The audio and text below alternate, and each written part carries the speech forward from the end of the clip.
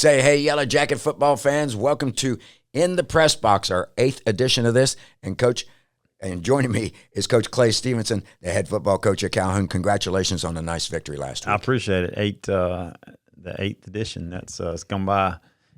Some parts of the season go by really slow, but I feel like we're already to game 8, and it's hard to believe that that the majority of teams in the GHSA we got a couple more weeks, and then they'll be done. So, but no, it was a good game last week. Very proud of the kids for going on the road and jumping out to an early start. I think that was a huge key last week to get a lead on those guys. And when you work all week for a big game and it starts off not the way you want to, it's tough to battle back. But credit to Northwest Whitfield, they hung in there and took advantage of our. We could have pulled away. We were verge of a running clock there in the first half, and with some penalties and different things, we couldn't quite ever pull away. I never felt like the game was, in the balance in any of those drives. I felt like we had it pretty much under control, but we couldn't just put them away early. Obviously put them away late, but it was a good road win, and on to the next one. Yes, you first drive, you go down and score. There's 10:44 left in the first quarter. Then you get a pick six by Cam Jackson, which was just excellent. And not only did he make a good catch, but he got a good run, got good blocking downfield. Next thing you know, it's 14-0. Yeah, quick. Yeah, that was a perfect start. And then when you have a good quarterback like him, and you can get that pick and then a pick six early that because it's going to cause a little bit of hesitation the next few drives. But no, Cam, nobody can jump as high and run as fast as him for the most part on that defense. So he used his jumping skills and then finished it off with his legs. Yeah, the 9:27 left in the ball game when we put up our third TD. That was a touchdown pass from Trace to Jutt, of course, and we're up 20-0 with 9:27 to go in the first quarter, and that's. Like you said, when you come into a big game and the anticipation's high and you get off to a rough start, it's hard sometimes to mentally and emotionally dig out of that hole. That was their problem. Yeah. It wasn't our problem. No, that's right. And I think we went on to get up 27-0. Right. And then had a third down and 8. I think they converted something like that if we stop them there and we get the ball back before half, we're looking at getting into the 30s, but they end up scoring and make it 27-7 at halftime, which is, is still a big lead, but we were 2 or 3 plays away from 35, 38-0, something like that in the first half. Yeah, give their coach a hard decision to make at halftime. Yeah. Whatever, because there's still a lot at stake no matter who won or who lost that game. There's still a lot at stake because you still want at least that number 2 seed in the region so you can host a playoff game in the first round, which is we won't get into now, but which is going to change next year probably with new legislation already on the books. Mention our players of the game, please. Yeah, so offensively was Hudson Chowick. He had a just good all-around game. He had 195 yards on 13 carries. Had a catch, got called back, and had a sack, tackle for loss. And had a really good onside kick recovery. Yes, he did. He went up over everybody and got it. So just an all-around good game for Hudson. Defensive player of the week was Cam Jackson. Played his best game. Had a pick. Almost had a couple other picks. Hog of the week was Trey Perkins, as we talked about before. Went on the air. He's having a tremendous year. He's so quick and fast off the ball, and he's very strong to finish blocks. But he's playing at a really high level. The Extra Mile Award was James Clower, who didn't expect to get to play at all in the game. And after the first drive, had some injuries, had to bump some offensive linemen around. Dawson Eubanks, who was starting at right tackle because of some injuries, had to bump to right guard because of an injury in the game. We had to bring Clower in. So credit to Dawson and James and Coach Bagley for then watching the film. That right side did they held their own. So it was very impressed with those guys. Yeah, it's easy to watch the left-hand side where Trey Perkins is. He just moves really well. He moves on the football field like he does on a basketball court. Yep. I mean, he's just smooth and quick, and he's a good-sized kid. So, Bagley's beast did really well and took it to this Northwest defense and controlled the game. Yeah, anytime you can have a 200-yard rusher and or almost 200 yards, and then how many passing yards? You have that on top of your head? No, I don't. Can't think, but Beasley had 156, 159 yards. 163. Yeah, something like that. So, well, I do have. Well, I don't have the total yards for Trace. Go ahead. Yeah, but just a tremendous job by the entire offense and defense. Special teams, we're still working through some things there. We got to get a little bit better, but overall, it was a good game. Yeah, Trace was 21 for 28, 3 TDs. Judd had 11 catches for 163. You know, I go from website to website, and there's always a 1 or 2 yard difference whenever you mention it. So if you're listening and you think you had 165, go with 165. Right. I'm good with that. And he had 3 TDs, and like you said, Hudson was all over the field. The Jackets were all over the field. You in your mind, maybe when you put your head on a pillow at 2 or 3 o'clock in the morning and you start to get some rest and you think, man, if it goes this way, and it went that way. Yeah, it did. And we had, Beasley had 2 called back, one touchdown called back and another 60-yard gain, or he would have been over a 200-yard receiving gain. So I think he's still I don't know if it's out yet, but he is. I think it comes out later on. He's still the leader in the state for receiving, so he's doing a good job there. But that's a credit to the whole offense, because we've got when you have a really good running game and a good quarterback, that opens up some big passing lanes out there on the edge. And these fellows those 2 in particular have worked hard at understanding each other, and this is why sometimes they're open. And it's not the pass route that was designed with the play. They just know what each other's going to do. Yeah, they do. They're doing a good job, and hopefully we can keep it up.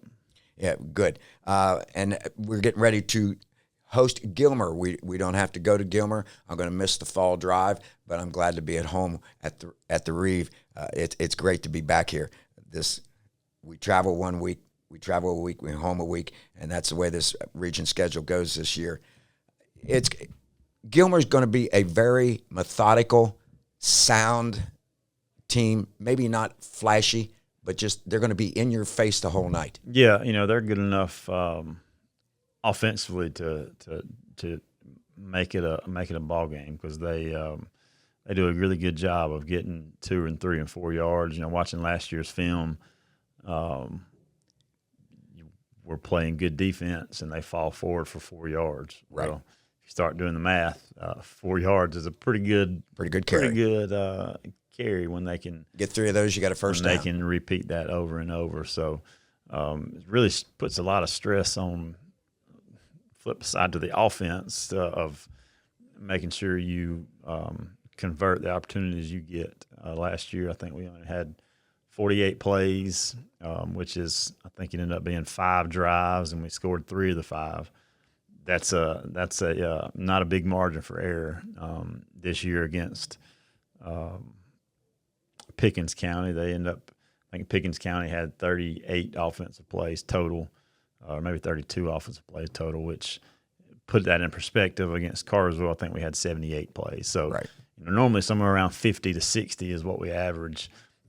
That'll be significantly less this game, just because we'll have less possessions because of the way they methodically they snap the ball with 1 or 2 seconds left on the shot clock, and then they go for a lot of 4th downs. So if we can ever get them behind the sticks, if we can stuff them on 1st and 2nd down and create a 2nd and 3rd and long, so they can't go for the 4th, will be a huge key. If we can get a couple of 1st down stops to put them behind the sticks and make them punt a few times, which will give us more possessions. It all goes hand in hand, and then have no special teams blunders. We got to play really good complementary football, because when you look at them, they're not the most talented team, but they play extremely hard. They get after it both offensively and defensively.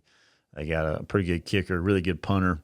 They do a good job of not beating themselves. So, even though just looking at the teams, they don't look even, it's definitely a game that's a little scary from a coaching standpoint, just because it's going to be one of those games that if we don't play like we're capable of playing, it can get really dicey there late in the game because of the limited possessions. And that's Coach Paul Standard's whole philosophy: keep the game close, and we will be the ones with the victory. And whether we win by 1 or 10 points, he doesn't really care. Yeah, that's right. He does a great job. One of the best coaches in the state of Georgia over the last 20, 30 years. So it's been there his second year. So it's kind of one of those things, they're going to be prepared X's and O wise, and they'll have some wrinkles offensively and defensively that we hadn't seen before. So we just need to go out and play a solid game special teams wise, and limit the big play on offense, because what happens with those kind of teams is they'll run it for 23 times in a row, and that 24th they release somebody out. So if we're not 100% on our executing our game plan and reading your keys and playing your man, if you've got man, then they can slip up and have a big play. When you're in a secondary against a team like this, you've got to do your keys every play, because the next thing you know, somebody's 5-7 yards behind you, and it's 6 points. And I tell you what, when they score a touchdown, and if they convert the extra point, 7 sometimes seems like 14 or 21. Yeah, because like you said, or like we talked about earlier, just the possessions, the number of possessions, just put stress on you converting and then finishing drives when you get them. And he counts on that. Yeah, Coach Standard counts on that. Anxiety's bleeding in. Defensively, they're going to line up. Yeah, they're a 4 down, but they played pretty good bit of 3 down against us last year. So I think in some of our spread sets, like 10 personnel, I think there'll be a 3 down, kind of 3-3 stat look. But when we go bigger in 11 or 12 personnel, they'll bring the guy down on the line of scrimmage and play a 4 down front. But it really sometimes turns into about the same, whether they're 3 down or 4 down, because if they're 3 down, most of the time they bring a linebacker late down, which turns into a 4 down front. But we've given them a lot of different looks this week in practice, because they are multiple and they can do a lot of different things. But hopefully we'll be ready for whatever they throw at us and go out and execute. I can still see that battering ram fullback they had last year running. But like you said, you hit him, you think it's a 1 or 2 yard gain, and he falls forward, and it turns into a 3 or 4 yard gain. And the next thing you know, they've got 3rd and 2, and you know what you're going to get. Yeah, you can, like last year, we're playing really good defense, squeezing where we're supposed to squeeze, and fitting where we're supposed to fit. But they do it so quickly, and he runs the ball downhill so well. If you don't have good leverage when you're trying to make the tackle, it's going to fall forward every time. So we've worked really hard on the defensive side. Coach Morrow's they put a lot of time into it, so hopefully we can go out. And the thing is, if we can execute like we need to on offense, that's going to help out the defense tremendously. Because if we can get up, it's going to not be as easy for them to execute their game plan as they want to. So that'll be one key on offense. So like I said, when we get down to the red zone, we got to be able to convert. Yes, and that'll happen. I like where the Yellow Jackets are right now. In our 3-3 stacked defense with our offense right now, it's hard to cover. The team that we beat last week, Northwest Whitfield, had a lot of good athletes on the field, and we're it's 20-0. In the first quarter, it's 27-6 at halftime. This game's in hand. If we, like you said, converted a couple things, then their coach has to decide, do I want to running clock the entire second half? But Yellow Jackets are going to be able to do some things. I like the mental part of where this team is. Going to some of the practices, I just like the workman-like attitude. There doesn't seem to be goofing off. Yes, there's some, particularly when we go to sideline for a timeout. Boys will be boys.